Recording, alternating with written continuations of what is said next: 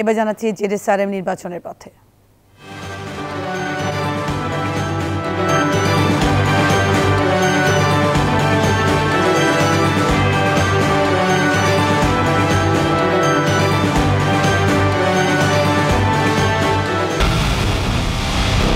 পুরো দেশের মুখে হাসি ফোটাতে নিজেকে হতে হয় স্ট্রং, আর মনোবল হতে হয় স্পাট দৃঢ়। জেডএসআরএম 25 বছরের পথ চলায় নিরাপদে রাখার প্রত্যয়ে।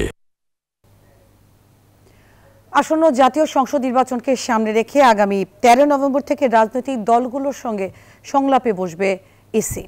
দুপুরে নির্বাচন ভবনে সাংবাদিকদের এসব কথা জানান ইসির সিনিয়র সচিব আক্তার আহমেদ। এ সময় আম জনতা পার্টি নিবন্ধনের দাবিতে অনশনরত তারেক রহমানকে অনশন ভেঙে আপিল করার পরামর্শ দেন তিনি। এর আগে নির্বাচনে সাংবাদিকদের অবাধ তথ্য প্রবাহ নিশ্চিত করে আরপিও সংশোধন, সাংবাদিকদের নিরাপত্তা সহ 14টি সুপারিশ নিয়ে নির্বাচন ভবনে সিইসির সাথে সাক্ষাৎ করেন সাংবাদিক নেতৃবৃন্দ। এছাড়া প্রবাসী ভোটারদের নিবন্ধনের জন্য 18 নভেম্বর পোস্টাল ভোট বিডি অ্যাপের উদ্বোধন করা হবে বলেও জানান ইসি সচিব।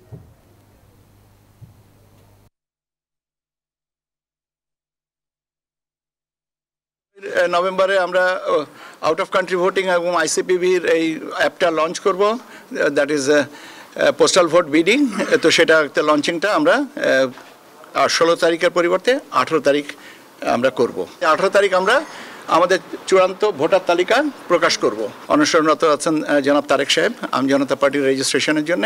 আমি আন্তরিকভাবে আবেদন করব যেন এই অনশন ভঙ্গ করে আমাদেরকে আইনগতভাবে জিনিসটা সুরাহার দিকে নিয়ে যাবেন। প্রার্থী এবং রাজনৈতিক দলের আচরণ বিধিমালার গেজেটটা পেলেই আমরা সংলাপের সময়টা ঠিক করে নেব।